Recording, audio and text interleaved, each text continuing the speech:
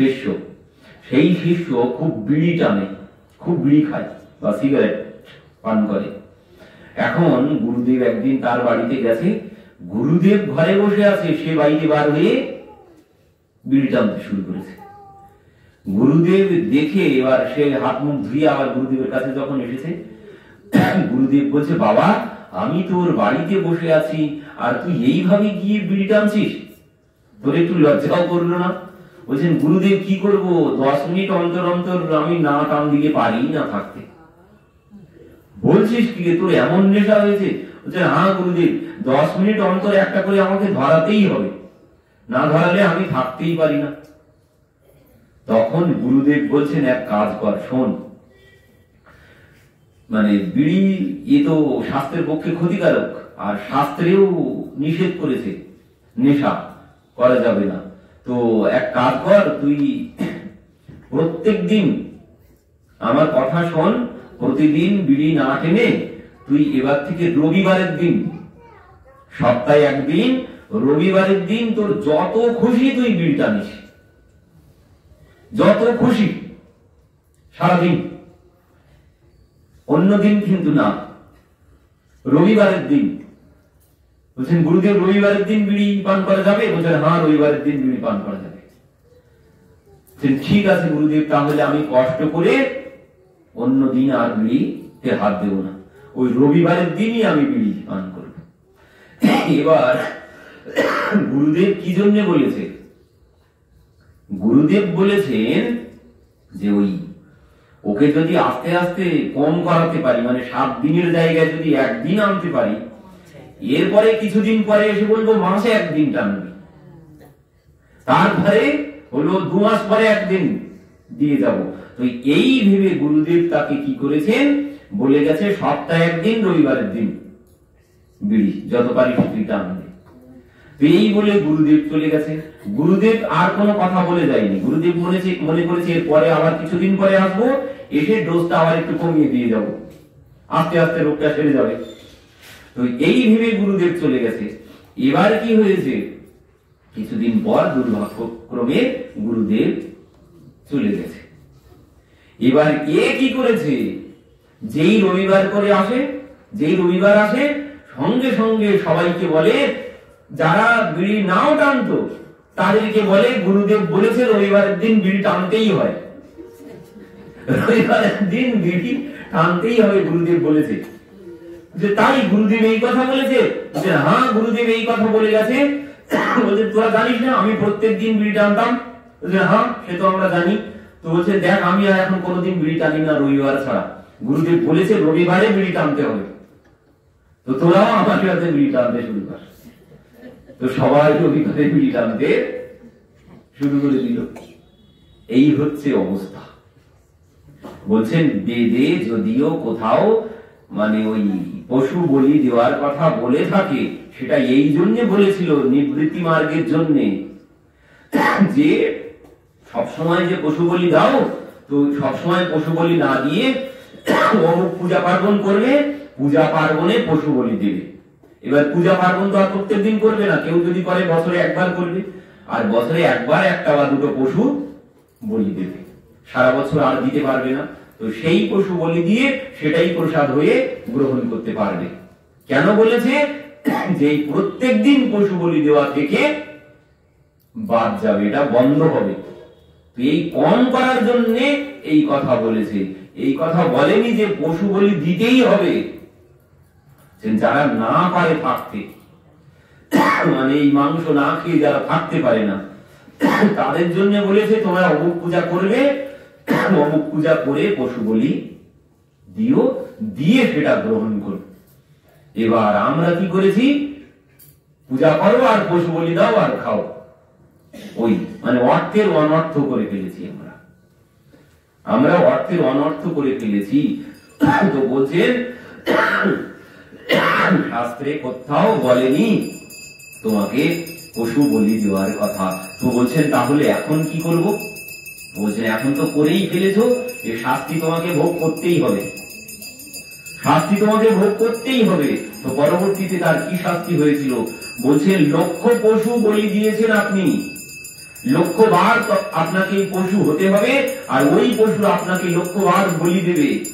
তো বললেন এর থেকে মুক্তির উপায় কি? বললেন এর থেকে মুক্তির উপায় ভগবানের নাম করুন। আর পরবর্তীতে কি হলো বলছেন লক্ষ্যবার তাকে বলি দেওয়া হলো। লক্ষ্যবার নয়, একবারই বলি দেওয়া হয়েছে, কিন্তু ওই লক্ষ্যবার তার গলায় অস্ত্র দিয়ে লক্ষ্যবার গলা কাটা হলো, তারপর তার প্রাণ বেরিয়ে গেল। এই হচ্ছে বলির শাস্তি। তো সেখান থেকে তিনি বলি দেওয়া বন্ধ করে দিলেন। ওনার পরে আসেন 10 প্রচেতা।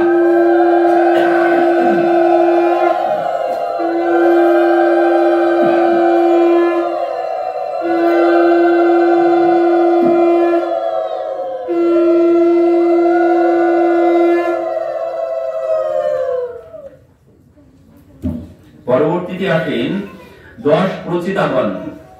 এই 10 প্রচেতাগণ দেবর্ষি নারদের কাছে জিজ্ঞাসা করলেন, আমরা ভগবানকে পেতে চাই, তো বলুন কি করলে ভগবানকে সহজে পাওয়া যাবে? দেবর্ষি নারদ তাদেরকে বললেন, ভগবানকে সহজে পাওয়ার পথ, খুব সহজে যদি কেউ ভগবানকে পেতে চাই, কোন পথে সহজে ভগবানকে পাওয়া যাবে?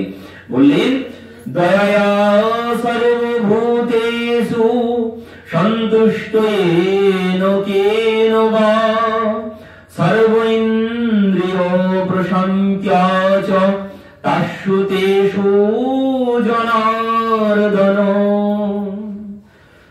ভগবানকে পাওয়ার সহজ পথ কোন পথ? বলছেন দয়া সর্বভূতেষু, সর্বভূতে দয়া, সন্তুষ্ট येन केन वा, বলছেন যা আছে তাতে সন্তুষ্ট হতে হবে, সমস্ত প্রাণীকে দয়া করতে হবে, আর সর্ব ইন্দ্রিয়ে প্রশান্ত চ তাস্যু তেষু জনার্দন। এই হচ্ছে ভগবানকে পাওয়ার সহজ পথ। কি কি? প্রথম হচ্ছে দয়া সর্বভূতেষু, মানে সমস্ত প্রাণীকে দয়া করতে হবে, প্রাণী হত্যা করা চলবে না। আর কি বলছেন? সন্তুষ্ট येन केन वा, বলছেন সন্তুষ্ট যা আছে, নিজের যা আছে তাতে সন্তুষ্ট থাকতে হবে। আর কি বলেন? সর্ব ইন্দ্রিয় প্রশান্তি, ইন্দ্রিয়কে শান্ত রাখতে হবে, তাস্যু তেষু জনার্দন, তাহলে ভগবান তোমার প্রতি খুশি হবেন। কিন্তু আমরা সর্বেন্দ্রিয় প্রশান্তি, সবাইকে সন্তুষ্ট येन केन वा, মানে যা আছে তাতে সন্তুষ্ট থাকতে পারি না। আমার যা আছে আমি তাতে সন্তুষ্ট হতে পারি না। আমি শুধু দেখি উপরের দিকে, অন্যের দিকে তাকাই, আমার যা আছে আমি তাতে সন্তুষ্ট হতে পারি না। অন্যের দুতলা বাড়ি আছে, আমার একটা বাড়ি নেই, এই সব সময় এই কষ্ট। এক ব্যক্তি জুতোর দোকানে গেছে জুতো কিনতে, চপ্পল। এখন চপ্পলের দোকানে গিয়ে চপ্পল একটাও তার পায়ে হয়নি। তো এবার কি করেছে? ফিরে আসছেন, কারণ তার পাটা ছিল 11 নম্বর, 10-এর পরে আর হয় না, তো তার পায়ে 11 নম্বর। তো এবার বাইরে বেরিয়েছে, বেরিয়ে ভগবানকে গালি দিচ্ছে, ঠাকুর তোমার কোনো বিচার নেই, আমার পাটা যদি তুমি 1 ইঞ্চি ছোট করে দিতে তা তোমার কিছু অসুবিধা হতো? তোমার কি এমন অসুবিধা হতো 1 ইঞ্চি যদি ছোট করে দিতে? তো এই বলতে বলতে ভগবানকে গালাগালি দিতে দিতে বাড়ি আসছেন। আসতে আসতে কি হয়েছে? পথে দেখছেন একজন ওই ঠেলা গাড়ি, মানে হুইল চেয়ার, গাড়ি চাকা হাত দিয়ে পাক দিতে দিতে পথে চলেছেন। দেখছেন তার দুটো পাই নেই। হায় হায় হায় ঠাকুর, তুমি ক্ষমা করো, আমি তোমাকে কত কথা বলে ফেলেছি, এর তো দুটো পাই নেই, আমার তো দুটো পা আছে, আমি তো চলতে পারছি, এ তো হেঁটে চলতে পারছে না। তো এই নিচের দিকে তাকাতে হবে, তাহলেই মন শান্ত হবে। আর যদি ওই উপরের দিকে তাকাই তাহলে কষ্টই কষ্ট, আর ভগবানকে গালি দেব। এই জন্য কোনদিন উপরের দিকে দেখতে নেই। নিজের যা আছে তাতে সন্তুষ্ট থাকতে হয়, আর নিজের থেকে নিজের দিকে তাকাতে হবে, তাহলে নিজের মনটাকে শান্ত রাখতে পারবে। তো এইভাবে দেবর্ষী নারদ তাদেরকে উপদেশ দিয়ে চলে গেলেন। পরবর্তীতে এবার বলছেন প্রিয়ব্রত, উত্থানপাদের বংশ গেল এখানে। এর পরবর্তীতে প্রিয়ব্রতের কথা বলছেন। এই প্রিয়ব্রত কি করেছেন? প্রিয়ব্রত যখন রাজা হয়েছেন, প্রিয়ব্রত রথেন জ্যোতির্ময়েন রজনীমপি দিনম করিষ্যামি, বলছেন আমি জগতে রাত্রি হতে দেব না, রাত্রি কিছুতেই হবে না। তো ইনি বলছেন ওই দিনই দিন হবে, সবসময় দিন, অন্ধকার হবে না, কারণ অন্ধকার হলে আর কাজকর্ম করা যায় না। এই জন্য তিনি কি করলেন? ওই রথ নিয়ে ঘুরতে থাকলেন, চারিদিকে সূর্যের মতো জ্যোতি সম্পন্ন রথ নিয়ে ঘুরতে থাকলেন। রাত আর হচ্ছে না, এই রথে ঘোরার জন্য এই জ্যোতি সম্পন্ন রথ নিয়ে ঘুরছেন, চারিদিকে আলোয় আলো হয়ে আছে, অন্ধকার আর কিছুতেই হচ্ছে না। ব্রহ্মা ছুটে এলেন, বলছেন তুমি কি করছো? দিন রাত না হলে জগৎ চলবে না। যদি এক সমান চলতে থাকে দিন, তাহলে প্রাণীরা কেউ বাঁচবে না, বৃক্ষরা কেউ বাঁচবে না। বলছেন সবকিছুর প্রয়োজন আছে, সব যদি সমান হয়ে যায় কোনদিন জগৎ চলবে না। 5টা আঙ্গুল ছোট বড় প্রয়োজন আছে, সব যদি সমান হয় তাহলে চলবে না। বলছেন সব কিছুর প্রয়োজন আছে, তুমি এই কর্ম করো না। তখন তিনি শান্ত হলেন। তো তার সেই রথের চাকায় এই বসুন্ধরা 7 সমুদ্র আর 7 দ্বীপে বিভক্ত হয়ে গেল। বলছেন সেই জম্বু, পলক্ষ্য, শালমলি, কুশ, ক্রঞ্চ ইত্যাদি 7 দ্বীপে এই বসুন্ধরা বিভক্ত হয়ে গেল। তো সেখান থেকে পরবর্তীতে এই প্রিয়ব্রতের পরে এর পরবর্তীতে রাজা হলেন আগ্নিদ্র। আগ্নিদ্র এনার 9 পুত্র ছিল। তো এই 9 পুত্রকে, এই বসুন্ধরাকে তিনি 9 খণ্ড করলেন। 9 খণ্ডকে তিনি এক এক পুত্রের হাতে এক এক খণ্ডকে দিয়ে দিলেন।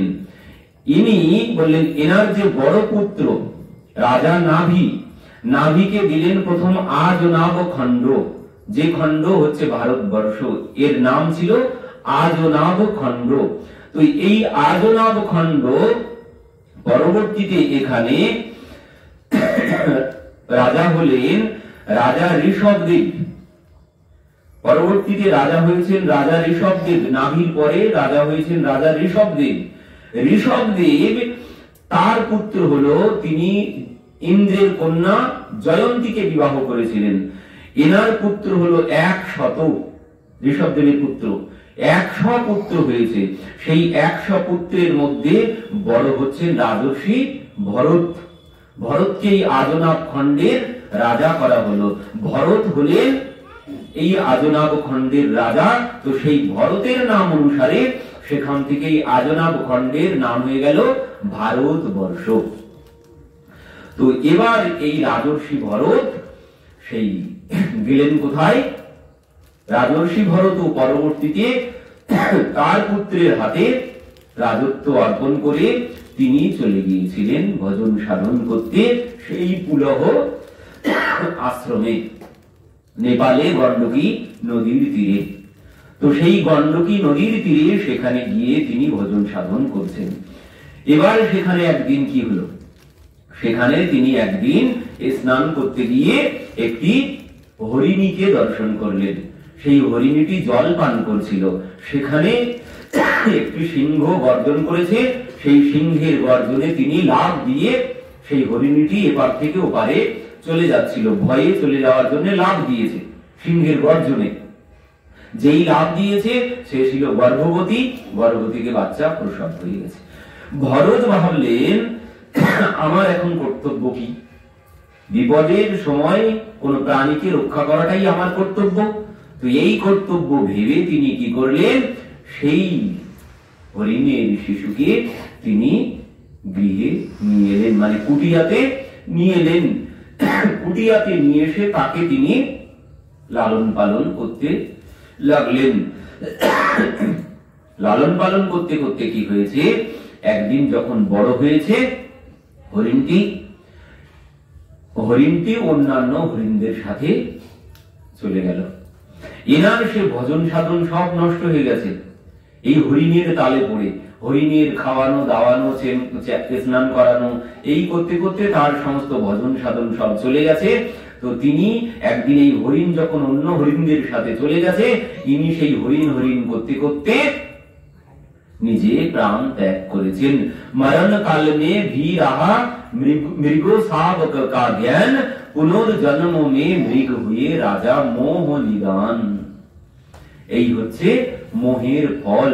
মৃত্যুকালে যে কথা চিন্তা করতে করতে यम यम व्यापी स्मरणभ्यम त्यजत्यन्ते कलेवरम तम तमे वैति कौन्तेय सदा तद्भाव भावितम। যে যে চিন্তা করতে করতে মৃত্যুবরণ করবে সে সেই জনই লাভ করবে পরবর্তীতে। তো ইনি হরিণ করতে করতে মারা গেলেন, পরবর্তীতে হলেন হরিণ। তো হরিণ হলে কি হবে, পূর্বের কথা সব মনে আছে। কেন মনে আছে? কারণ রাজত্ব ছেড়ে এসেছি ভজন সাধন করতে, আর রক্তে তো ভজন সাধনের রক্ত।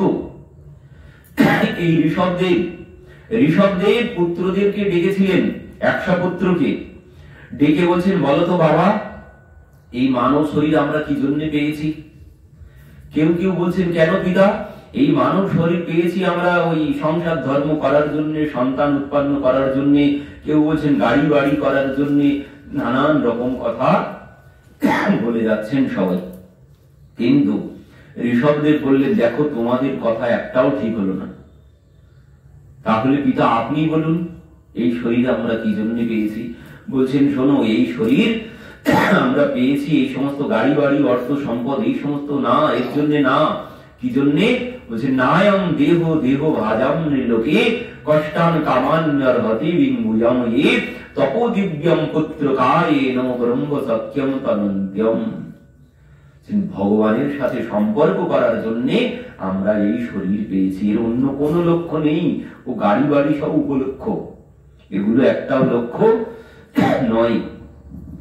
তখন তিনি এদের হাতে দিয়ে, ভরতের হাতে রাজত্ব দিয়ে চলে গিয়েছিলেন। তো পিতা চলে গেছেন, পরবর্তীতে রাজর্ষি ভরত তিনিও রাজত্ব ত্যাগ করে তিনি চলে এসেছেন। তো এই ভরত ওই রাজত্ব ত্যাগ করে আসা, তো ওই রক্তে ভজন সাধনেরই রক্ত। তো এই জন্যে তারপর এই যে শক্তি, আমার যদি মনে শক্তি না থাকে তো আমি ত্যাগ করতে পারবো না। রাজত্ব ত্যাগ করা কি অত সহজ ব্যাপার নাকি? এত কিছু বলা হচ্ছে, এত সারা রাজ্যের মানুষ গালাগালি দিচ্ছে, রাজত্ব ত্যাগ করেছে নাকি? করেছে? করবে না। কারণ কি? বলছেন, ওর সিংহাসনে এমন আঠা, ও ত্যাগ করা যায় না। একবার বসলে ওখান থেকে আর নামতে ইচ্ছে হয় না, এতে এমন আঠা আছে। তাই যে যাই বলে বলুক না কেন, আমার সোনার হরিণ চাই, তোমরা যে যা বলো বলো ভাই, ওসব কিছু শুনছি না। তো এই সিংহাসনে বসলে ওখান থেকে নামতে কিছুতেই ইচ্ছা হয় না। তাই যে যাই বলুক না কেন, যেভাবে হোক মেরে কেটে সিংহাসন চাই আমার।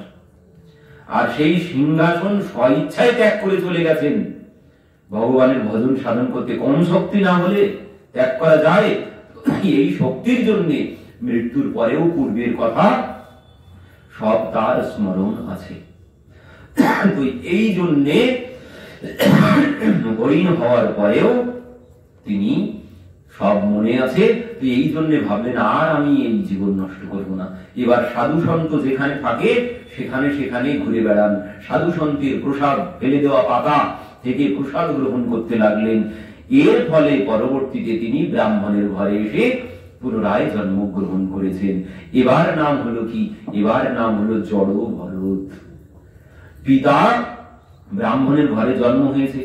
এবার পিতা ওই বলছে, বাবা ব্রাহ্মণের ঘরে জন্ম, তো একটু পূজা পার্বণ করতে তো শিখতে হবে, মন্ত্রতন্ত্র মুখস্থ করতে হবে। তো পূজা পার্বণ করলেই তো পেট চলে যাবে। এই জন্যে বাবা একদিন বলছে, বাবা গায়ত্রী মন্ত্রটা মুখস্থ করতো। বাবা বলছে, স্বস্তি না ইন্দ্র বিধ্বস্রবাহ স্বস্তি না পূষা বিশ্ববেদাঃ স্বস্তি নস্তয়ন্তরিক্ষরিষ্টনেমি স্বস্তি ন বৃহস্পতির্দধাতু। বাবা গায়ত্রী মন্ত্র মুখস্থ করতে বলছেন। এবার মানে স্বস্তিবাচন মন্ত্র এটি। তো বলছেন বাবা বলতো আমি কি বললাম? বাবা তুমি যতক্ষণ বলেছো ওই গাছের উপর থেকে গাছের গোড়ায় গর্তের মধ্যে 1108টি পিপীলিকা প্রবেশ করেছে। কি? আমি তোকে মন্ত্র মুখস্থ করাচ্ছি আর তুই পিপীলিকা গুনি বেড়াচ্ছিস? তোর দ্বারা হবে না, তুই জড়। এই জন্য নাম হয়ে গেল জড় ভরত।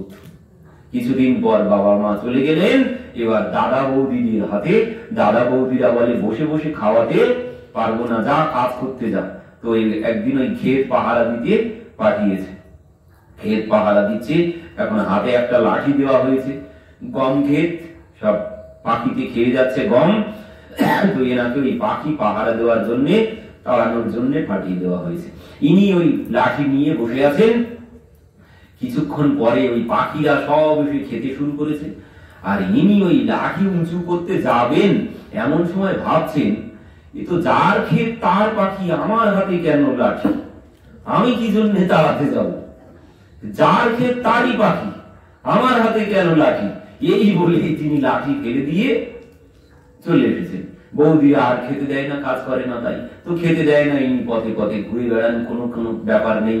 আবার কি বলছেন, যখন দেয় তখন কি ওই খড়কুটো, গাভীর খাওয়া হয়ে গেলে সেই খড়কুটো খোসা এইসব তাকে খেতে দেয়। তো ইনি সেটাই গোমাতার প্রসাদ রূপে সেটাই গ্রহণ করেন, কোনো কথা তিনি কোনো কিছু বলেন না। একদিন কি হয়েছে, পথের ধারে বসে আছেন। এখন ডাকাতের সর্দারদের বলি দেওয়ার জন্য মা কালীর সম্মুখে বলি দেবেন।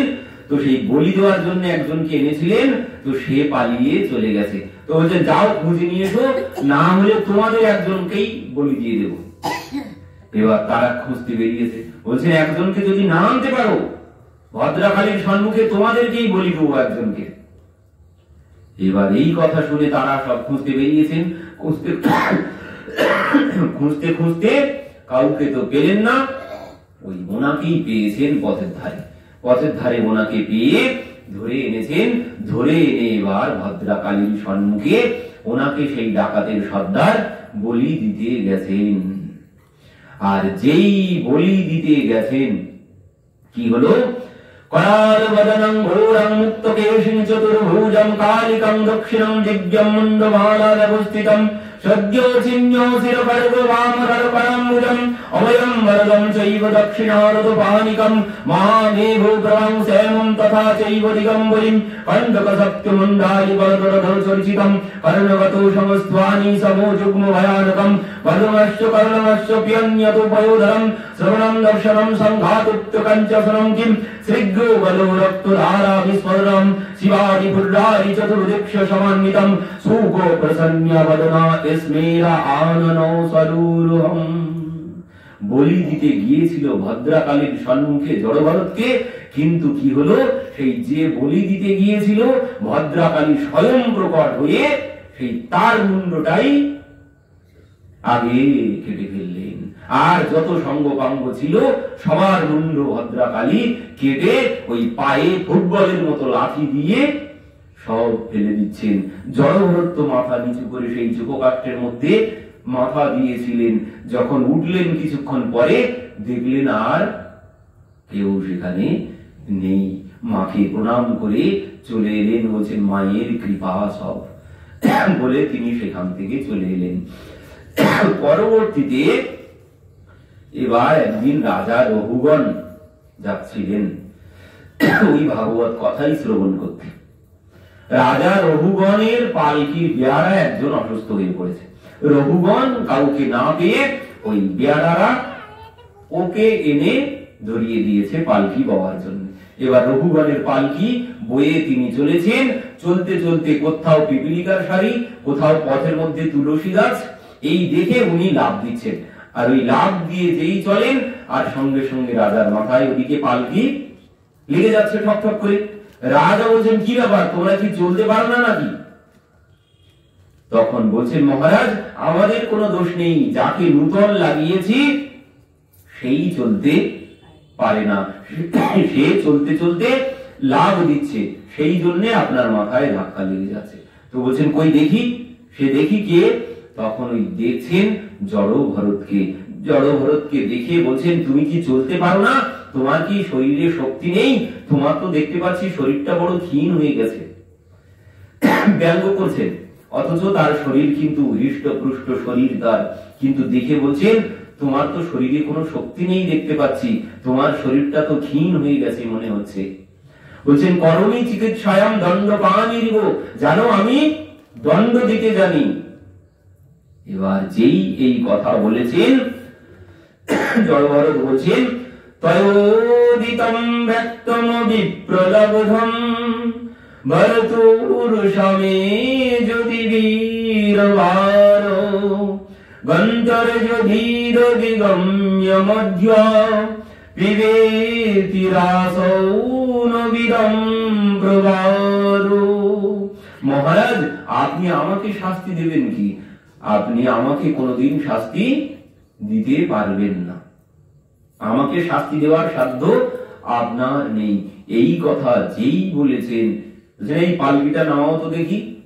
পালকি নামানো হলো, মহারাজ জড়ভরতের দিকে তাকিয়ে দেখলেন, দেখে ভালো করে দেখছেন কি বলছেন কস্তম নিবর্ষ চরসি দ্বিজানা বিবর্ষি সূত্রম কতমে বধূত।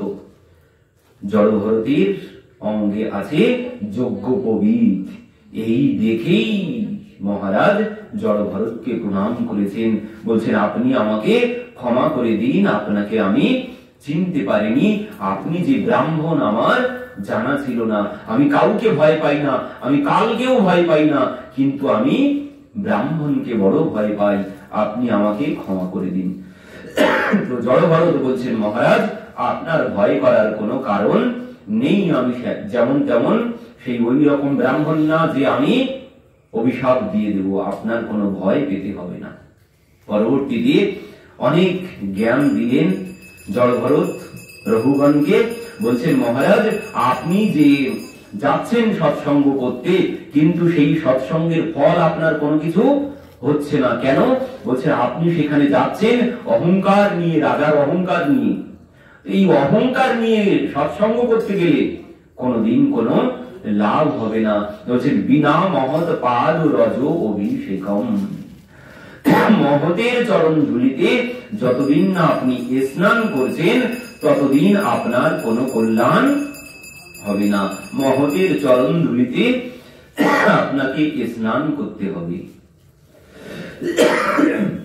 পরবর্তীতে বলছেন এখানে ওই ভূগোল খগোল নরকের কথা জিজ্ঞাসা করেছেন পরীক্ষিত মহারাজ। বলছেন সুখদেবজিকে যে নরক আছে, পাপী তাপীরা সেই যে নরকে যায়, সেই নরক কোথায় আছে, সেই নরক কোথায়?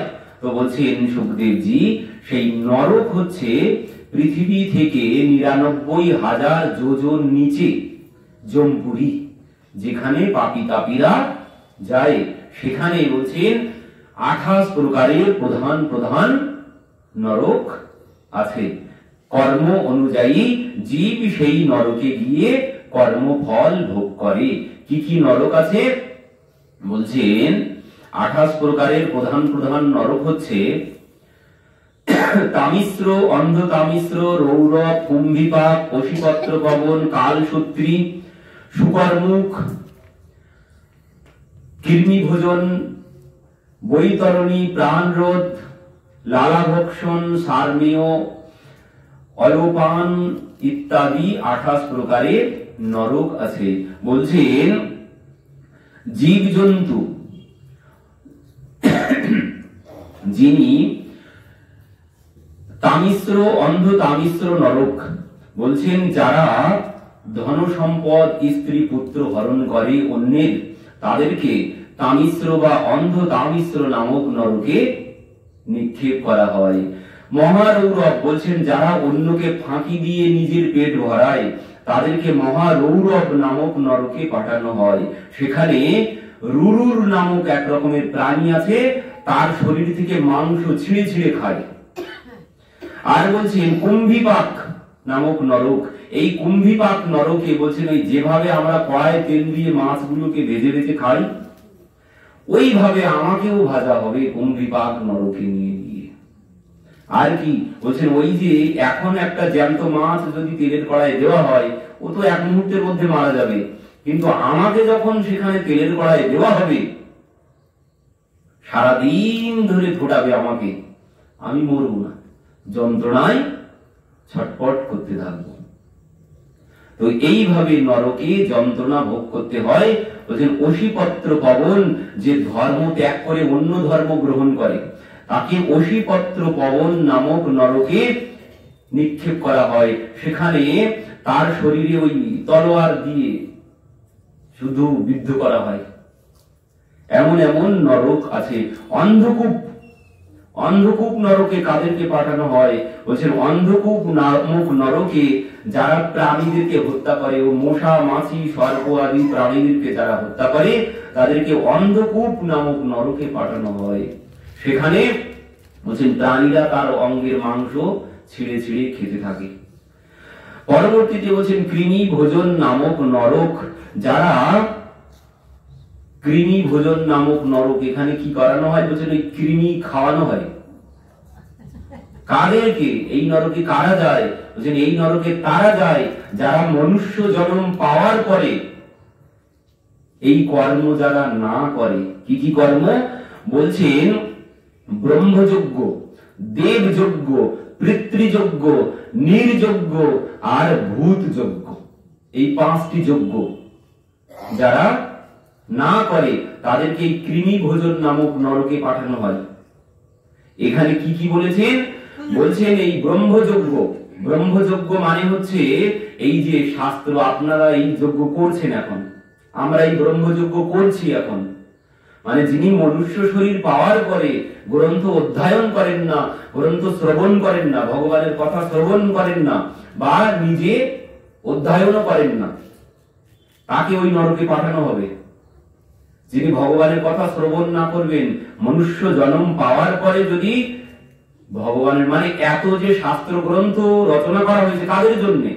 ব্যাসদেবজি যে এত কষ্ট করে রচনা করেছে কাদের জন্য? আমাদের জন্য। আর আমরা যদি সেগুলো অধ্যয়ন বা শ্রবণ না করি, তো তাদেরকে এই কৃমি ভোজন নামক নরকে পাঠানো হবে। আর কি বলছেন? দেবযজ্ঞ মানে যারা দেব দেবীর পূজা পার্বণ না করে, তাদেরকেও এই নরকে পাঠানো হবে। তারপর পিতৃযজ্ঞ, পিতা মাতার শ্রাদ্ধ তর্পণ যারা না করে, এই যে বছরে একবার করে তর্পণ আসে না, মহালয়ায় তর্পণ করতে হয়, যে সবাইকেই করতে হয়, পিতা মাতার উদ্দেশ্যে, পূর্বপুরুষের উদ্দেশ্যে তর্পণ করতে হয়। এই তর্পণ না করলে তাকে ওই কৃমি ভোজন নামক নরকে পাঠানো হবে। আর কি নিয়ে আসবেন না, তার জন্য আমার আলাদা একটা নরক আছে। যিনি কুকুর পোষেন তাকেও একটা নরকে যেতে হবে, তার জন্যও নরক আছে।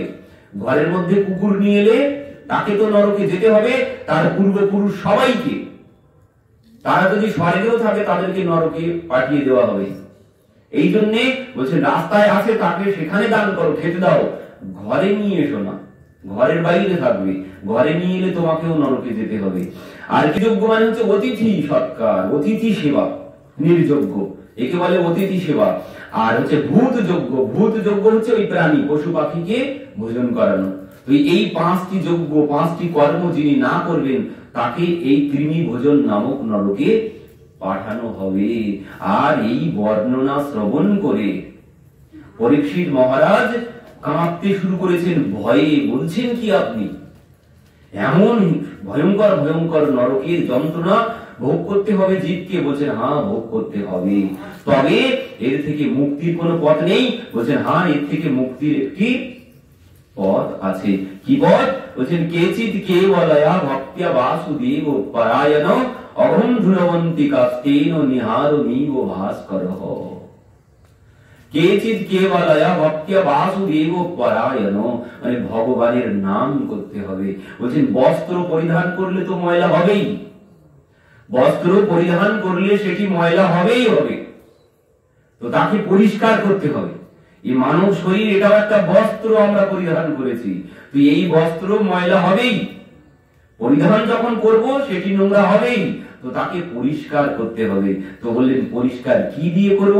বলছেন এই বস্ত্র পরিষ্কার করার সব থেকে ভালো ডিটারজেন্ট হচ্ছে ওই হরে কৃষ্ণ কৃষ্ণ কৃষ্ণ হরে হরে, হরে রাম রাম রাম হরে হরে। বলছেন এই ডিটারজেন্ট দিয়ে সবসময় পরিষ্কার করতে থাকো যাতে ময়লা না পড়ে।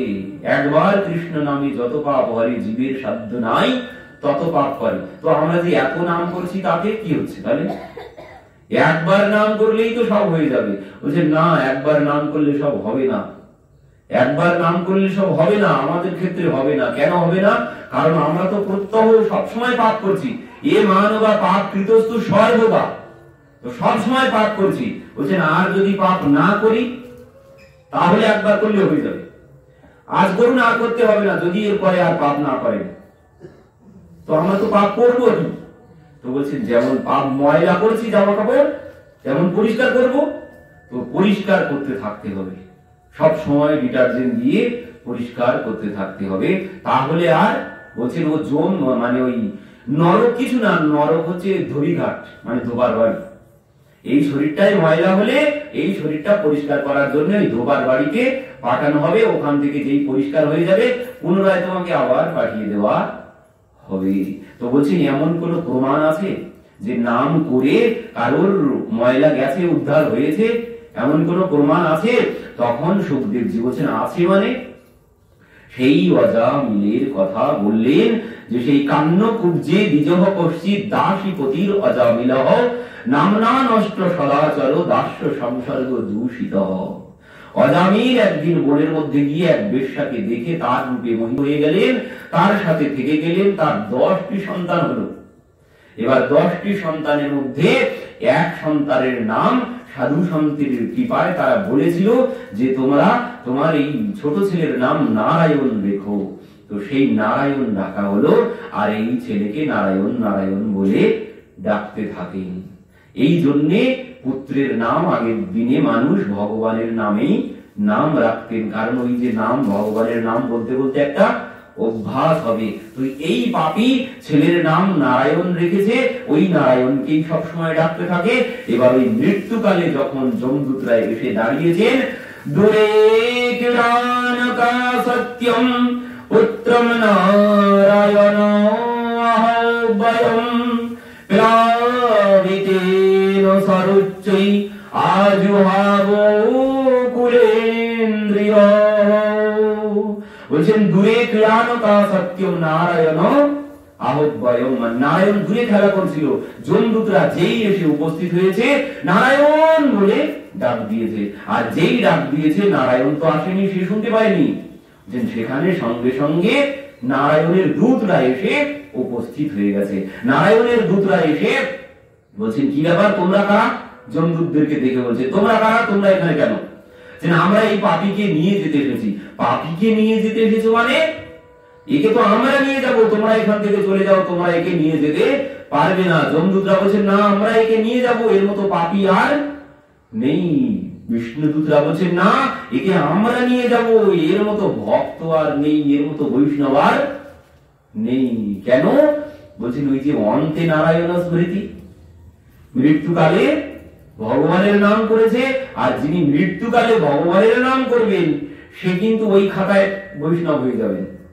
তাই সে যত বড় পাপী হোক না কেন, ওই খাতায় ভগবানের খাতায় সে বৈষ্ণব হয়ে যাবেন। বলছেন তার থেকে বড় বৈষ্ণব আর নেই যে মৃত্যুকালে ভগবানের নাম করবেন। তো বলছেন একে আমরা নিয়ে যাব।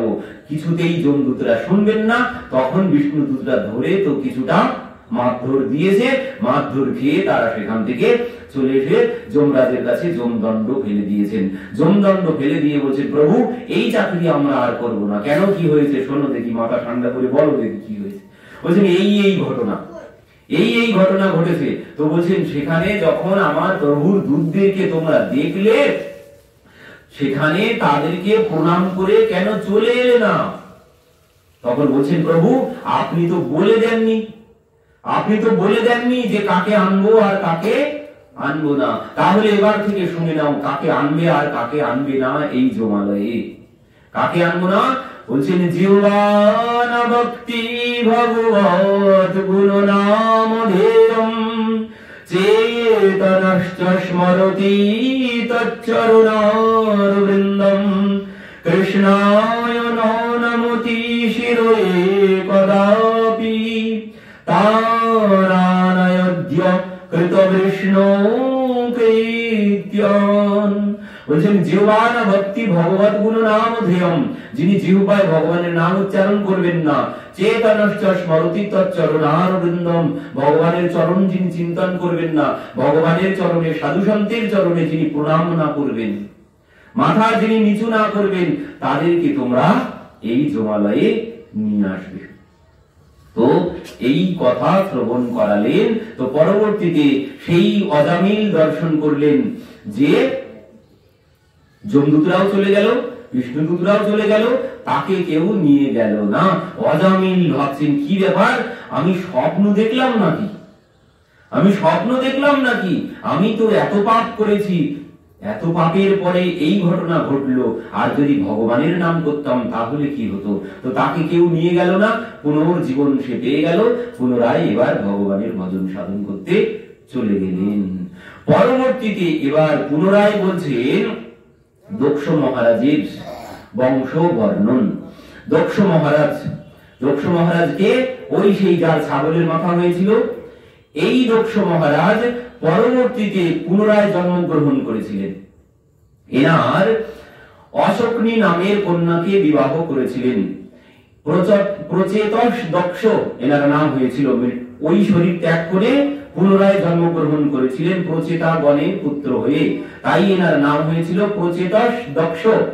তো এই দক্ষের ওই যে 10,000 পুত্রকে দেবর্ষি নারদ সাধু বানিয়ে দিয়েছিল, পরবর্তীতে 1000 পুত্র তাদেরকেও সাধু বানিয়ে দিল। পরবর্তীতে দক্ষ মহারাজ 60 কন্যার জন্ম দিলেন। সেই 60 কন্যার মধ্যে 13 কন্যাকে দিয়েছিলেন কশ্যপের হাতে, ঋষি কশ্যপ। তো সেই ঋষি কশ্যপের পত্নীদের মধ্যে এক পত্নী হচ্ছে দিতি। দিতির কন্যাদের মধ্যে এক কন্যার নাম ছিল রচনা দেবী। এই রচনা দেবীর বিবাহ হয়েছিল ত্বষ্টা ঋষির সাথে। এই ত্বষ্টা ঋষির পুত্র হয়েছিল 2 জন, বিশ্বরূপ আর সন্নিবেশ। তো এই বিশ্বরূপ কিছুদিনের জন্য দেবতাদের গুরুদেব হয়েছিল। বিশ্বরূপ দেবতাদের গুরুদেব হয়েছিল। দেবতাদের গুরুদেব কে? দেবতাদের গুরুদেব কে? বৃহস্পতি। তো একবার কি হয়েছে, বৃহস্পতি স্বর্গে গেছেন ইন্দ্রের সভায়। তো সেখানে গিয়ে দেখছেন ইন্দ্র তো ওই নাচ গান দেখতেই ব্যস্ত, অপ্সরাদেরকে নিয়ে নাচ গান দেখতেই ব্যস্ত। তো ইন্দ্র বুঝতে পেরেছেন গুরুদেব এসেছে, কিন্তু ইন্দ্র এত মগ্ন হয়ে গেছে ওই নাচ গানের মধ্যে, অপ্সরাদের নৃত্যে, ইন্দ্র বুঝতে পেরেও যায়নি। বলছেন থাক, গুরুদেব এসেছে, বসতে লাগুক, পরে যাব, নাচ গান শেষ হোক, তারপর গিয়ে গুরুদেবকে প্রণাম করব। আর এই কথা যেই বলেছেন গুরুদেবও বুঝতে পেরেছেন। গুরুদেব দেখলেন ইন্দ্র এলো না, সেই জন্য গুরুদেব সেখান থেকে চলে গেছেন। গুরুদেব যেই চলে গেছেন, ইন্দ্র নাচ গান শেষ হওয়ার পরে যেই এসেছেন, এসে দেখছেন গুরুদেব নেই। চারিদিকে খুঁজলেন, কোথাও পেলেন না। গুরুদেবের বাড়িতে গেলেন, গুরুদেবকে পেলেন না। এবার সঙ্গে সঙ্গে ব্রহ্মার কাছে গেছেন, বলছেন পিতামহ কি করব, এই ঘটনা ঘটেছে। বলছেন গুরুদেব কষ্ট পেয়ে চলে গেছে, তোমাদের অপরাধ হয়েছে গুরুর চরণে, গুরুকে সম্মান করনি, তো অপরাধ হয়েছে। আর এখন তোমাদের কিন্তু বিপদ আপদ লেগেই থাকবে। আর এই কথা যদি অসুররা জানতে পারে, এক্ষুনি সর্ব আক্রমণ করবে। তো এখন কি করব? বলছেন এক্ষুনি একজন গুরু বানিয়ে ফেলো। বিনা গুরুতে কোনোদিন থাকতে নেই, গুরুহীন অবস্থায় থাকলে আপদ বিপদ লেগেই থাকে। তুই এই জন্য এক্ষুনি একজন গুরু বানিয়ে ফেলো। তো বলছেন এখন গুরু কাকে বানাবো? দেবতাদের গুরু হওয়ার মতো কে আছে জগতে? তখন ব্রহ্মা বললেন যে দেখো, তোমাদের গুরু হওয়ার মতো একজন আছে। কে আছে? বলছেন ওই ত্বষ্টা ঋষির পুত্র বিশ্বরূপ, সে তোমাদের গুরু হওয়ার যোগ্য। তো তার কাছে চলে যাও। বিশ্বরূপের কাছে দেবতারা সবাই ছুটে গেলেন। বিশ্বরূপ বললেন আমি ওই সমস্ত গুরুগিরি করতে পারবো না, আমি ওই সমস্ত গুরুগিরি করতে পারবো না, কারণ গুরুগিরি করতে গেলে অনেক দান দক্ষিণা নিতে হয় শিষ্যের। কিন্তু বর্তমান যুগ পুরো উল্টে গেছে। বিশ্বরূপ বলছে আমি গুরুগিরি করতে পারবো না, কিন্তু বর্তমান যুগে তো গুরুগিরি করার জন্য তো একটা ব্যবসা পরিণত হয়ে গেছে। বর্তমান যুগে একটা ব্যবসায় পরিণত হয়ে গেছে গুরুগিরি। চারিদিকে দুয়ারে দুয়ারে গুরু ফেরে, হামসে দীক্ষা লো, স্বর্গে যাও চাও নরকে যাও, আমি ধুতি গামছা দেও। এই হচ্ছে এখনকার ব্যবসা। এখন গুরুদেব ভর্তি চারিদিকে, সব গুরু এখন। কিন্তু ইনি বলছেন আমি ওই গুরুগিরি করতে পারবো না। কেন? গুরুগিরি করতে গেলে ওই দান গ্রহণ করতে হয়, আর ওই দান গ্রহণ করলে তার ফল ভোগ করতে হবে। দানের কারোর কাছ থেকে দান গ্রহণ করলাম, এবার সে যে চিন্তা ভাবনা করে মনে কামনা নিয়েই তো দান করে, এমনি এমনি কেউ দান করে না। বলছেন তার কামনা আমাকেই পূর্ণ করতে হবে। এমন কি বলছেন কেউ যদি পুত্রের কামনায়ও দান করে, আমি যদি তার দান গ্রহণ করি, আমাকে তার বাড়িতে গিয়ে পুত্র হয়ে জন্মগ্রহণ করতে হবে। এমন কত প্রমাণ আছে শাস্ত্রে। তো বলছেন এই জন্য আমি ওই সমস্ত গুরুগিরি করতে পারবো না। বলছেন না, আপনাকে করতেই হবে। তখন বললেন ঠিক আছে, আমি কিছুদিনের জন্য তোমরা যখন ধরেছ, তো আমি তোমাদের গুরু হলাম। তো এবার গুরু যখন হয়েছেন, ইন্দ্রকে বিশ্বরূপ একটি মন্ত্র দান করেছিলেন, যেটি বলা হয় নারায়ণ কবচ। ওম হরির বিদুধ্যান মম সর্বরক্ষান নস্তং হৃপদ্ম পতগেন্দ্র পৃষ্ঠে দ্বারারি চর্মাংশি গদেষু চাপ পাসান্দধান অষ্টগুণ অষ্টবাহু। তো অনেক বড় এই নারায়ণ কবচ। আর এই নারায়ণ কবচের এমন শক্তি, যদি কেউ প্রত্যহ পাঠ করেন, তার কোনোদিন কোনো বিপদ আপদ, কোনো রোগ ব্যাধি কোনো কিছু হবে না।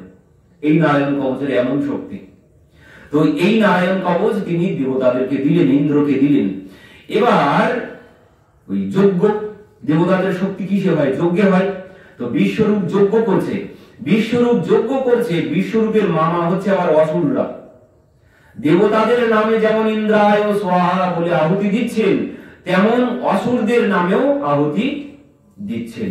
আর এটা তো একদিন ইন্দ্র দেখে ফেলেছে যে গুরুদেব অসুরদের নামেও আহুতি দিচ্ছে। গুরুদেব আপনি এ কি করছেন?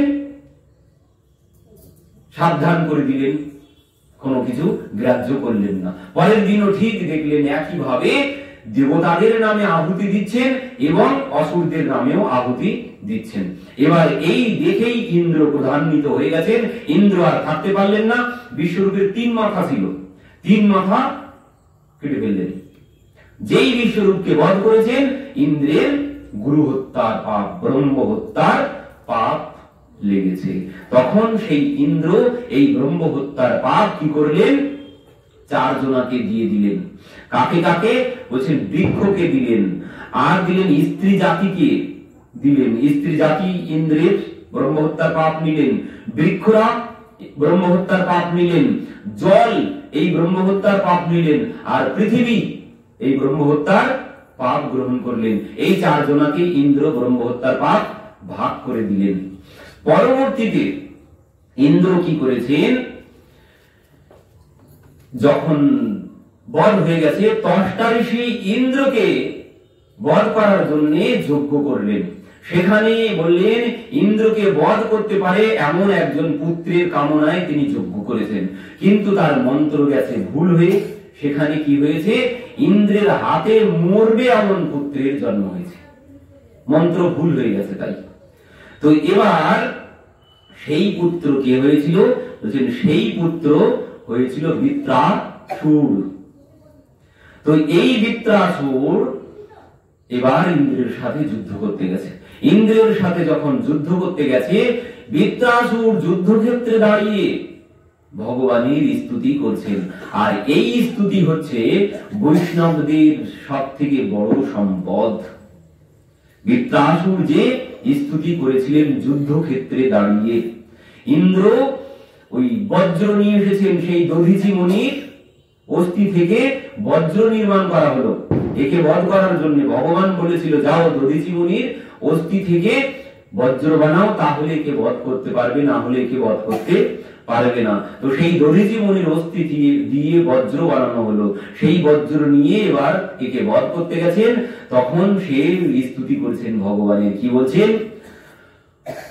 অহম হরে তব পাদৈক মূল দাসানু দাস ভবিতাস্মি ভূয় মনস্মরে তো সুপতে গুণাস্তে গৃণীত বাক কর্ম করো দুঃখায় নানা কপিষ্ঠ ন চ পারমিষ্ঠ ন সার্বভৌমম ন রসাধিপত্যম নো যোগ সিদ্ধির অপুনর্ভবম বা সামঞ্জস্যত্য বিরহৈ কাঙ্ক্ষে। কি বলছেন প্রভু? অহম হরে তব পাদৈক মূলা দাসানু দাস ভবিতাস্মি ভূয়। বলছেন প্রভু আমি তোমাকে চাই না, আমি কি চাই? বলছেন প্রভু তুমি আমাকে তোমার দাসের দাসের দাস বানিয়ে দাও। আমি তোমার দাস হতে চাই না, আমি তোমার দাসের দাসের দাসানুদাস হতে চাই। আর তুমি আমাকে বলছেন স্বর্গ চাই না, ব্রহ্ম পদ চাই না, যোগ সিদ্ধি কোনো কিছু চাই না। কি চাই? বলছেন অজাত পক্ষা ইব মাতরম খগা স্তন্যম যথা বৎস তারা সুধারথা প্রিয়ম প্রিয়ই বিশিতই বিশন্যা মনোর বৃন্দক্ষ দিদৃক্ষতিত্যম। বলছেন প্রভু অজাত পক্ষা, বলছেন পাখির মতো বিরহ তুমি আমাকে দাও। কেমন বিরহ? বলছেন এই ছোট্ট ছোট্ট পাখির বাচ্চা, তার মা যখন রেখে চলে যায়, বাচ্চাগুলো যেভাবে ওই উপরের দিকে হা করে কিচির মিচির করে ডাকতে থাকে, বলছেন প্রভু অমন বিরহ আমাকে দাও, যেন তোমার জন্য আমার মধ্যে অমন বিরহ থাকে। পরবর্তীতে বলছেন প্রভু এ ঠিক হলো না, তুমি আমাকে এমন বিরহ দাও স্তন্যম যথা বৎস তারা সুধারথা।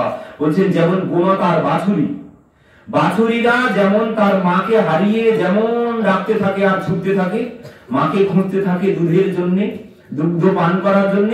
বলছেন প্রভু তুমি আমাকে অমন বিরহ দাও যেন আমি ওই বৎস বাছুরির মতো তোমাকে ডাকতে থাকি সর্বক্ষণ। পরবর্তীতে বলছেন না প্রভু এও ঠিক হলো না। কেমন? বলছেন প্রিয়ম প্রিয়ই বা বিশিত বিশিন্য। বলছেন প্রভু তুমি তো আমাকে এমন বিরহ দাও যেমন বিরহ যদি কারো বিবাহ হয়, সদ্য বিবাহ হয়েছে কোন পত্নীর, তো সেই পত্নীর প্রতি বিবাহের পরের দিন দেখা গেল কোন কারণে 1 মাসের জন্য তাকে বিদেশে চলে যেতে হবে। তো এখন কি হলো? বলছেন আমি 30 দিন পরে ফিরে আসবো। পত্নী বলছে 30 দিন কত দিনে হয়? আমি তো জানি না, সে লেখাপড়া কিছু জানে না। তখন কি করেছে? বলছেন যাওয়ার সময় দেয়ালের গায়ে 30টা দাগ দিয়ে গেছে। বলেছে প্রত্যেক দিন সকালে উঠবে আর একটি করে দাগ মুছে ফেলবে, যেই দাগ শেষ হয়ে যাবে জানবে সেদিন আমি ফিরে আসবো। এবার সে কি করে? প্রত্যেক দিন সকালে উঠে আগে গিয়ে ওই একটা করে দাগ মুছে ফেলে। এবার মুছতে মুছতে মুছতে মুছতে যখন শেষের দিন এসেছে, যখন শেষের দাগ এসেছে, তখন তার মধ্যে যে ব্যাকুলতা, আজ বাড়ি আসবে, সকালবেলা দাগটা মুছে দিয়েছে, দিয়ে ঘরে কাজ করতে গেছে। ঘরে কাজ করতে করতে বাইরে যদি একটা পাতা পড়ারও শব্দ হয়, সঙ্গে সঙ্গে দৌড়িয়ে বাইরে আসে, আমার পতি হয়তো চলে এসেছে, পতি হয়তো চলে এসেছে। সে আর কোনো কিছুতেই মন দিতে পারছে না, কিন্তু বাইরে এসে দেখে কেউ নেই। আবার যেই ভিতরে যায়, আবার যেই বাইরে শব্দ হয়, পুনরায় ছুটে আসে। বলছেন ওই তার মধ্যে যে আকুলতা পতির জন্য, ওই আকুলতা তুমি দাও যেন অমন আকুলতা আমার তোমার জন্য হয়।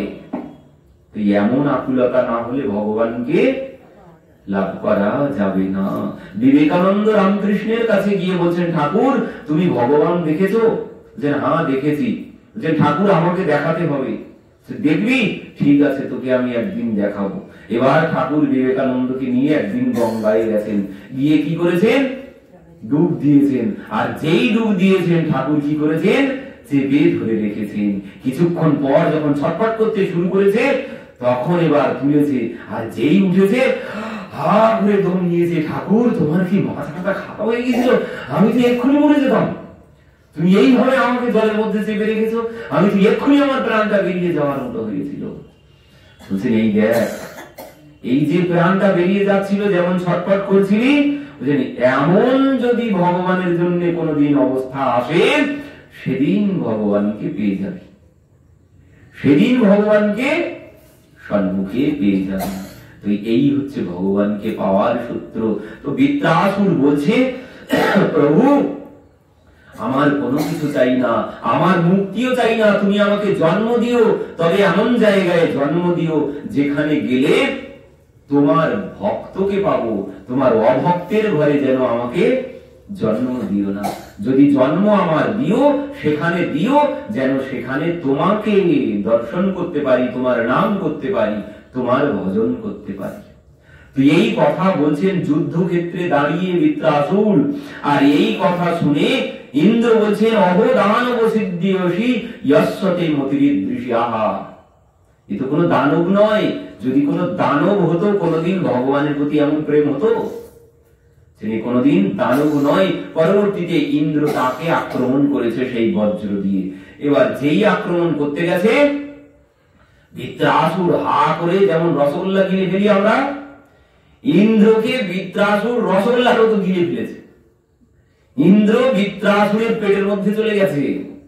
কিন্তু ওই যে বললাম নারায়ণ কবচ দিয়েছিল, সেই নারায়ণ কবচ, বিশ্বরূপের নারায়ণ কবচ ইন্দ্র ওই পেটের মধ্যে বসে পাঠ করছে। আর কি করেছে, ওই যে বজ্র ছিল, ওই বজ্র দিয়ে তার পেট কাটতে শুরু করেছে। সেই পেট কাটতে কাটতে বলছেন 1000 বছর চলে গেছে। 1000 বছর পরে ইন্দ্র তার সেই পেটের ভেতর থেকে বাইরে এসেছেন, আর সেই বৃত্রাসুর বধ হয়ে গেল। পরবর্তীতে বললেন এই বৃত্রাসুরকে, বলছেন এই বৃত্রাসুর আর কেউ না, রাজা চিত্রকেতু। তাকে ওই দেবী পার্বতী দেবী অভিশাপ দিয়েছিলেন। সেই অভিশাপের ফলে তিনি এই বৃত্রাসুর হয়েছিলেন। সমপ্রিয় সুহৃদ ব্রাহ্মণ ভূতানাং ভগবান স্বয়ং ইন্দ্রর স্বার্থে কথম দৈত্য নবধীত বিষম যথা। সমপ্রিয় সুহৃদ ব্রাহ্মণ ভূতানাং ভগবান স্বয়ং ইন্দ্রের স্বার্থে কথম দৈত্য নবধীষম যথা। বলছেন ভগবানকে তো আমরা বলি সমদর্শী, তার কাছে ছোট বড় কেউ নেই, তার কাছে সবাই সমান। একটা পিপীলিকাকে তিনি যেমন ভালোবাসেন, একজন ভক্তকে তিনি যেমন ভালোবাসেন, একজন অভক্তকেও তিনি তেমন ভালোবাসেন। তার কাছে ছোট বড় আপন পর কোনো কিছু নেই, তার কাছে সবাই সমান। তিনি সমদর্শী। তো বলছেন এখানে সমদর্শী কোথায় পাচ্ছি? কোথাও তো দেখতে পেলাম না। তিনি অসুরদেরকে বধ করছেন, দেবতাদেরকে রক্ষা করছেন। বারবার দেখতে পাচ্ছি তিনি অসুরদেরকে বধ করে যাচ্ছেন আর দেবতাদেরকে রক্ষা করে যাচ্ছেন। তো এখানে দেবতা ভগবানের সমদর্শিতা তো আমি কোথাও খুঁজে পেলাম না। তখন সুখদেবজি বলছেন, কেন তুমি পেলে না? ভগবান সমদর্শী, তার কাছে ছোট বড় কেউ নেই। বলছেন সেই প্রহ্লাদ কে ছিল? প্রহ্লাদ তো সেই অসুর বালক ছিল, হিরণ্যকশিপুর পুত্র ছিল প্রহ্লাদ। তো সেই প্রহ্লাদকে তিনি রক্ষা করেছিলেন। কিভাবে রক্ষা করেছিলেন? বলছেন হিরণ্যকশিপু তপস্যা করতে গিয়েছিলেন, তো সেই তপস্যায় ব্রহ্মার কাছ থেকে বর নিলেন অমর হওয়ার জন্য। অনেক অনেক বর চেয়ে নিয়েছেন, তো ব্রহ্মা সেই বর দিয়েছেন। বললেন অমর তো আমি তোমাকে করতে পারবো না, কারণ আমি নিজেই অমর না, তো আমি তোমাকে কি করে অমর করব? তো সেই জন্যে হিরণ্যকশিপু অনেক ভেঙে ভেঙে বর চেয়ে নিলেন। তো বললেন এই তো আমি অমর হয়ে গেছি, ব্রহ্মা বয়স হয়ে গেছে, মাথায় বুদ্ধি নেই, আমি তো অমর হয়েই গেছি। তো সেই বর নিয়ে সে নিজেকে অমর ভাবতে শুরু করেছে। এর জন্য কি হয়েছে? ইন্দ্র হিরণ্যকশিপু চারিদিকে তো অত্যাচার করতে শুরু করেছে। এরপরে এনার 4 পুত্র হলো, রাগ, অনুরাগ, সংরাগ, প্রহ্লাদ। অয়াদুর গর্ভে প্রহ্লাদের জন্ম হলো। প্রহ্লাদকে দেওয়া হলো সেই ষণ্ড আর অমরকে কাছে। ষণ্ড আর অমরকের কাছে যখন দেওয়া হয়েছে, প্রহ্লাদকে একদিন পিতা দেখতে গেছেন। যাই দেখে আসি গুরুদেবের কাছে প্রহ্লাদ কেমন পড়াশোনা করছে। বাবা এসো দেখি। গিয়েছেন, পিতার কাছে প্রহ্লাদ এসেছেন। প্রহ্লাদ যে এসেছেন, পিতা জিজ্ঞাসা করছেন, বলো বাবা কি শিখেছ, গুরুর কাছে এতদিন কি শিখেছ? প্রহ্লাদ বলছেন, তৎসাধু মন্যে সুরবর্জদেহিনাম তৎসাধু মন্যে সুরবর্জদেহিনাম সদা সমদ্বিগ্ন ধিয়ায় সদ্গৃহাৎ ইত্যাত্মপাতো গৃহন্ধকূপম বনম গতয়াদ হরিমাশ্রয়েত। কি বলছেন? তৎসাধু মন্যে সুরবর্জ দেহিনা সদা সমদ্বিগ্ন ধিয়ায় অসদ্গৃহাৎ। বলছেন পিতা সবার তৎসাধু মন্যে সুরবর্জ দেহিনাম, ও অসুর সুর মানুষ যক্ষ গন্ধর্ব সবার কর্তব্য হচ্ছে একটাই, কি? সংসার পরিত্যাগ করে বনে গিয়ে হরি কা ভজন করো, হরি হে হামারা। সবার এই হচ্ছে কর্তব্য, ভগবানের ভজনা করা। এই শুনেই যাও বাবা, তোমার গুরুদেবকে ডেকে নিয়ে এসো। গুরুদেবকে ডেকে আনা হয়েছে। গুরুদেব এসে বলছেন, মহারাজ মহারাজ আপনি কখন এসেছেন, আপনি কতক্ষণ এসেছেন? রাখো তোমার কথা পরে, আগে বলো আমার প্রহ্লাদকে তুমি কি শিখিয়েছো? রাজার ছেলেকে রাজনীতি শেখাবে না শিখিয়ে তুমি তাকে এই সব শেখাচ্ছ? সে আমার সম্মুখে দাঁড়িয়ে বলছে, পিতা সব সংসার ধর্ম রাজত্ব ত্যাগ করে বনে গিয়ে হরি ভজন করা কর্তব্য, তুমি কি শিখিয়েছ? ষণ্ড অমরকে বলছে, না মহারাজ এসব তো শেখায়নি কোনো কিছু, আপনার ছেলেকে এই সমস্ত কোনো কিছু আমরা শেখায়নি, তাহলে কোথা থেকে শিখলো?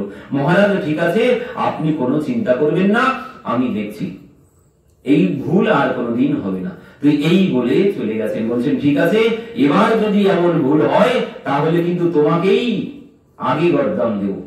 তো এই বলে চলে গেছে হিরণ্যকশিপু। এর পরবর্তীতে একদিন কি হয়েছে, গরমের ছুটিতে প্রহ্লাদকে বাড়িতে এনেছেন গুরুদেব সাথে করে। এবার মা তো সাজিয়ে গুছিয়ে প্রহ্লাদকে পাঠিয়ে দিয়েছেন বাবার কাছে, যাও বাবাকে প্রণাম করে এসো। বাবার কাছে গিয়েছেন, বাবা কোলে তুলে নিয়েছেন। কোলে তুলে নিয়ে এবার জিজ্ঞাসা করছেন, বাবা বলো কি শিখেছ? এবার যেই বলেছেন ওদিকে তো গুরুদেবের ভিতরটা এরকম হচ্ছে, এবার যে কি বলে, এবার যদি উল্টো পাল্টা বলে আমার তো একদম ধরে মাথা থাকবে না। এবার প্রহ্লাদ গুরুদেবের দিকে ইশারা করে বলছেন, গুরুদেব যেটা সত্য আমি সেটাই বলবো। এবার প্রহ্লাদ বলতে শুরু করেছেন, কি বলছেন?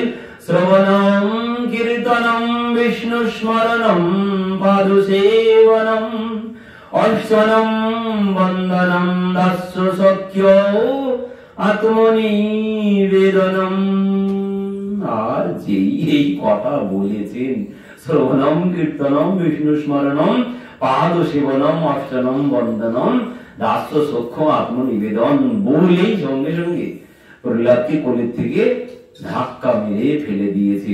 দিয়েই ষণ্ড গলায় গিয়ে তরবারি ধরেছে। বল এসব কেন শিখিয়েছিস? আমার পুত্রকে এসব কেন শিখিয়েছিস? বলছেন, মহারাজ আপনি যেখানে হাত দিয়ে প্রতিজ্ঞা করে বলতে বলবেন আমি সেখানে হাত দিয়ে প্রতিজ্ঞা করে বলবো। এই সমস্ত কিছু আপনার ছেলেকে আমি শেখাইনি। বলছেন, গঙ্গা জলে নেমেও যদি আমাকে প্রতিজ্ঞা করতে বলেন তো আমি সেখানে নেমেও বলবো, আমি এই সমস্ত কিছু শেখাইনি আপনার ছেলেকে। বলছেন, নামৎ প্রণীতম নো পরক প্রণীতম সুতোবত্যসে তবেন্দ্র সত্রম নৈসর্গকীয়ম মতিরস্য রাজন নৈচ্ছমন্যম পদদাসমনঃ। বলছেন, মহারাজ এসব নিজে নিজেই শিখে এসেছে, আমাকে কিছু শেখাতে হয়নি। এই কথা বলছেন, এই একে মেরে ফেল, এ দেখতে পাচ্ছি আমার শত্রু, আমার শত্রুই আমার পুত্র হয়ে জন্ম নিয়েছে, যা একে পাহাড়ের উপর থেকে ফেলে দে। পাহাড়ের উপর থেকে ফেলে দেওয়া হলো, কোনো কিছুই হলো না। বলছেন, অগ্নিকুণ্ডের মধ্যে একে ফেলে দাও। অগ্নিকুণ্ডের মধ্যে সেই হোলিকা হিরণ্যকশিপুর বোন বলছেন, দাদা তুমি চিন্তা করো না, আমি নিয়ে যাচ্ছি। অগ্নিকুণ্ডের মধ্যে নিয়ে গিয়ে বসে থাকলেন। বলছেন, আমার বর নেওয়া আছে, আমি আগুনে পুড়বো না, আমি প্রহ্লাদকে নিয়ে আগুনের মধ্যে বসে থাকবো। তো আগুনের মধ্যে নিয়ে বসে থাকলেন, কিন্তু প্রহ্লাদ সেখান থেকেও বেরিয়ে এলেন। পরবর্তীতে হাতির পায়ের তলায় দেওয়া হলো, সেখানেও প্রহ্লাদের কিছু হলো না। বলছেন ওই বিষ পান করানো হলো, সেখানেও প্রহ্লাদের কিছু হলো না। এই দেখে তো তিনি চিন্তায় পড়ে গেলেন। স্বর্ণ অমরক বলছেন, গুরুদেব মহারাজ আপনি কোনো চিন্তা করবেন না, এখন তো ছোট আছে, আমি দেখছি আরেকবার আমার সুযোগ দিন। তো আরেকবার তিনি নিয়ে গেছেন। এবার নিয়ে গিয়ে কি হয়েছে, একদিন গুরুদেব বাজারে গেছে, এই ফাঁকে তিনি প্রহ্লাদ মহারাজ সমস্ত ছাত্রদেরকে একসাথে নিয়ে উপদেশ করছেন। বলছেন, কৌমার ও আচরিত প্রাজ্ঞ ধর্মান ভাগবতানিহ। বলছেন সবার কর্তব্য ভগবানের ভজন করা অল্প বয়স থেকে। তোরা আমার সাথে ভগবানের নাম করতে শুরু করে দে। এই বলে বলছেন, প্রহ্লাদ তোর বাবা যদি এসে পড়ে। প্রহ্লাদ বলছে, তোরা আমার বাবার ভয় পাস, পরম পিতার ভয় পাস না, জমের ভয় পাস না, তোরা আমার বাবার ভয় পাস।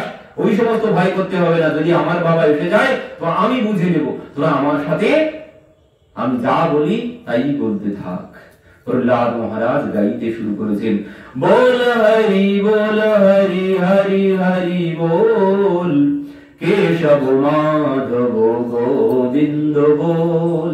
বল হরি হরি হরি বল, কেশব মাধব গোবিন্দ বল।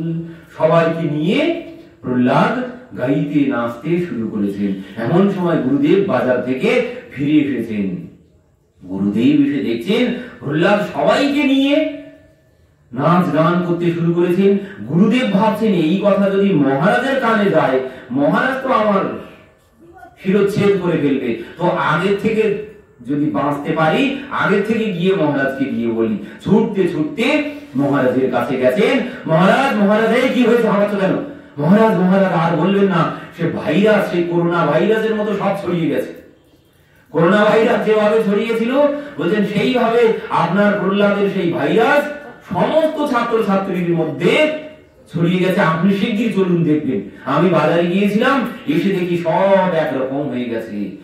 এই কথা শুনে হিরণ্যকশিপু কোপা বেশ চলতুম গাত্রম পুত্রম হন্তুম মনোদধে। বলছেন, ওকে আজ আমি মেরে ফেলবো, আমার হাত থেকে ওকে আর কেউ আজ বাঁচাতে পারবে না। এই বলে ছুটতে ছুটতে এসেছেন, এসেই অট্ট হাসি দিয়েছেন, সব শান্ত। প্রহ্লাদকে ডেকেছেন, বল তোর এত বড় শক্তি, তুই এত শক্তি পাস কোথার থেকে? এই শক্তি তোকে কে দিয়েছে? তোর এত বড় সাহস কি করে হলো? প্রহ্লাদ মহারাজ বলছেন, নো কেবলম মে ভবতস্য রাজন সবই বলম বলি নাম চা পরে সম পরে পরে স্থির জঙ্গমায়ে। বলছেন, পিতা এই বল শুধু আমার মধ্যে নেই, এই বল আপনার মধ্যেও আছে, সমস্ত জগতের মধ্যেও আছে। আর এই বল দিয়েছে কে? আমার প্রভু দিয়েছে এই বল। নো কেবলম মে ভবতস্য রাজন সবই বলম বলি নাম চা পরে সম। বলছেন, সবাইকে তিনি বল দিয়েছেন। কি বলছিস তুই? সবাইকে তিনি বল দিয়েছেন? হ্যাঁ পিতা, তিনি বল দিয়েছে। তুই জানিস তুই কার কথা বলছিস? সে হচ্ছে আমার পরম শত্রু, তোর কাকাকে সেই বধ করেছে। বলতো সে কোথায় আছে একবার, আমি তার সাথে পুরানো হিসেবটা বুঝে নিতাম সে কোথায় আছে। প্রহ্লাদ বলছে, পিতা সে কোথায় নেই তাই বলো, সে তো সর্বত্র আছে। সর্বত্র আছে কাশৌ যদি সর্বত্র কস্মাৎ স্তম্ভে ন দৃশ্যতে। সে যদি সব জায়গায় থাকে, তাহলে এই স্তম্ভের মধ্যে আমি তাকে কেন দেখতে পাচ্ছি না? কেন দেখতে পাচ্ছেন না পিতা? ওই তো আমি দেখতে পাচ্ছি। তুই দেখতে পাচ্ছিস ওই স্তম্ভের মধ্যে? হ্যাঁ পিতা, আমি ওই যে দেখতে পাচ্ছি ওই স্তম্ভের মধ্যে তিনি আছেন। এই বলেই হিরণ্যকশিপু বলছেন, তাহলে দাঁড়া, তাহলে আমি দেখাচ্ছি তাকে। বলে এবার খড়গ হাতে নিয়ে সেই ফটিক স্তম্ভের উপরে গিয়ে পদাঘাত করেছেন, খড়গ দিয়ে আঘাত করেছেন একসাথে। এবার যেই আঘাত করেছেন, ককড় কর করাবে দশন জীব লপ লপাবে চিতবত সরজ মান অঙ্গ জাত খান হে। বলছেন সেই কড়কড় শব্দ করে সেই থাম্বা ফেটে সেখান থেকে নৃসিংহ ভগবান কি জয়, নৃসিংহ ভগবানের আবির্ভাব হয়ে গেল। নৃসিংহ ভগবান কি করলেন, এবার সেই হিরণ্যকশিপুকে ধরে চাপতে নিজের উরুর উপরে নিয়ে ঘরের চৌকাঠের উপরে বসেছেন। যেই বসেছেন সন্ধ্যাবেলা, তখন হিরণ্যকশিপু বলছেন, আমাকে তুমি এইভাবে ধরলে কি হবে, আমাকে তুমি মারতে পারবে না। কেন মারতে পারবো না? বলছে আমাকে ব্রহ্মা বর দিয়েছে, আমাকে কেউ মারতে পারবে না। কেন? ব্রহ্মা তোকে কি বর দিয়েছে? বলছেন আমাকে কেউ ঘরেও মারতে পারবে না, বাইরেও মারতে পারবে না। তো আমি এখন আছি কোথায়? আমি ঘরেও না, বাইরেও না, ঘরের চৌকাঠের উপরে তোকে নিয়ে বসে আছি। তাতে কি হয়েছে? আমার বর নেওয়া আছে, আমি দিনেও মরবো না, রাতেও মরবো না। দেখ এখন দিনও না, এখন রাতও না, এখন সন্ধ্যাবেলা। তাতে কি হয়েছে? আমাকে অস্ত্রেও কেউ মারতে পারবে না, আর শস্ত্রেও মারতে পারবে না। বলছেন আমার কাছে কোনো অস্ত্র শস্ত্র আছে? আমার লোক তোর জন্যই যথেষ্ট। তাতে কি হয়েছে? তাও তুমি আমাকে মারতে পারবে না। বলছে আমাকে কোনো নরও মারতে পারবে না, কোনো পশুতেও মারতে পারবে না। ভগবান বলছেন আমাকে দেখে তোর কি মনে হচ্ছে, নর না পশু? আমি নরও না, আমি পশুও না। বলছেন তাতে কি হয়েছে? আমাকে বর দেওয়া আছে, আমি 12 মাসের কোন মাসে দিনে মরবো না, 12 মাসের কোন মাসে আমি মরবো না। ভগবান বলছেন আমি তোর জন্য ব্যবস্থা করেছি অধিক মাসের, এই মাস 12 মাসের মধ্যে পড়ে না, পুরুষোত্তম মাস। এই বলে নখ দিয়ে হিরণ্যকশিপুর উদর বিদীর্ণ করে ভগবান সেই নাড়ি ভুঁড়ি সব বার করে নিজে দাঁত দিয়ে চিবিয়ে চিবিয়ে দেখে ফেলে দিচ্ছেন। কেন?